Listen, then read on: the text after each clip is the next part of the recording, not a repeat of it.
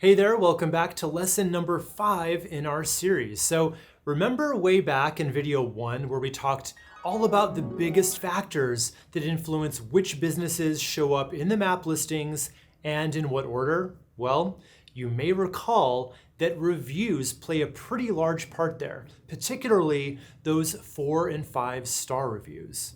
But let's just pretend for a second that reviews don't factor into your rankings at all. They'd still be pretty important, right? Because those star ratings and the sheer number of reviews that you have make a pretty big difference in which of these listings someone would be enticed to click on. In other words, the reviews that you get on Google will not only help you be found more often, but they'll also help you stand out and above your competition. So yeah, they're pretty important to get right.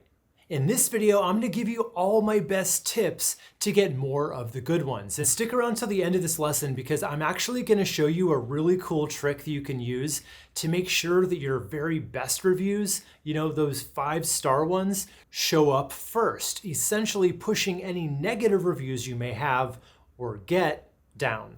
Now, the first thing you might want to do here is just take a quick inventory of the reviews that you currently have, just to see how much work there is to be done in this step. And SEMrush actually makes this super easy with their review management tool. So you're going to find that under the local SEO tab on the left sidebar. So just click review management, and then you'd simply enter in the name of your business. As long as it's already listed in Google, it should pop up for you. And it's going to show you a few really important stats. Things like your overall star rating, as well as how many reviews you currently have. And coming up pretty soon here, you'll actually be able to check yours against your competitors, so you'll have a really clear picture of how many more you need to be competitive.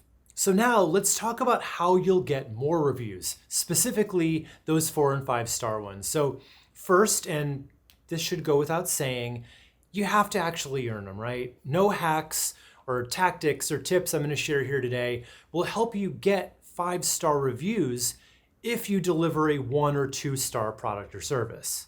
I just want to make sure we're all on the same page there. So, okay, you're a high-quality business offering a 5-star service, but even so, the way to ensure lots of great reviews all comes down to making it as easy as possible on your customers to actually give you one, because I really do believe that people are inherently good and they want to help a business that helped them, particularly when it's a small local business.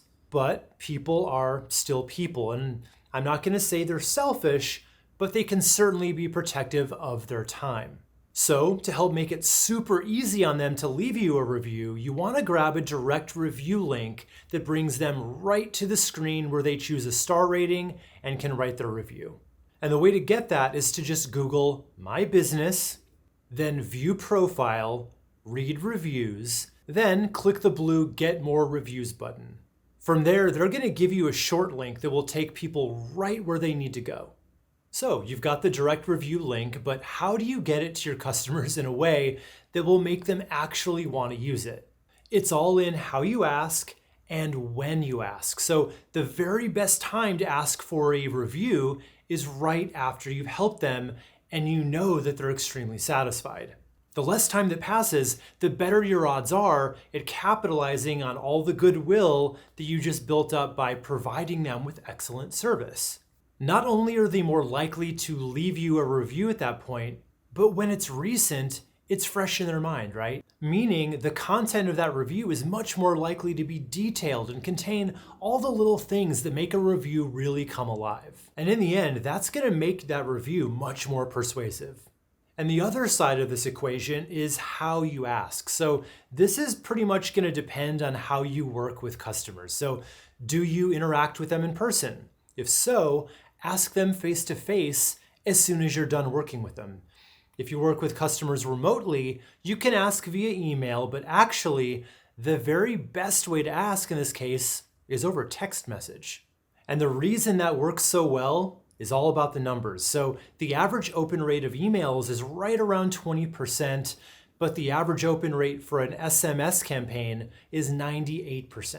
And by extension, response rates for text messages are also much higher than emails. Just make it personal and then give them a reason to leave that review, even if that reason's nothing more than, it's really going to help us out as a local business.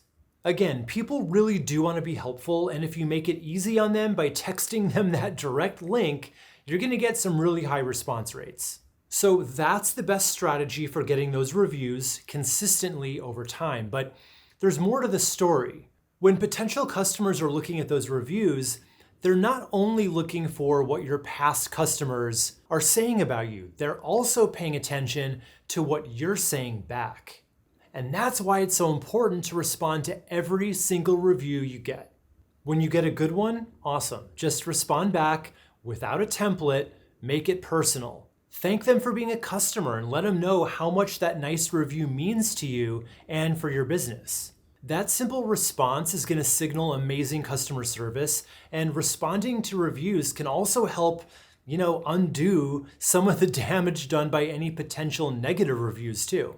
So let's say the worst thing happens and you get a terrible 1-star review, You've basically got 4 possible ways that you can handle it. 1, you could ignore it.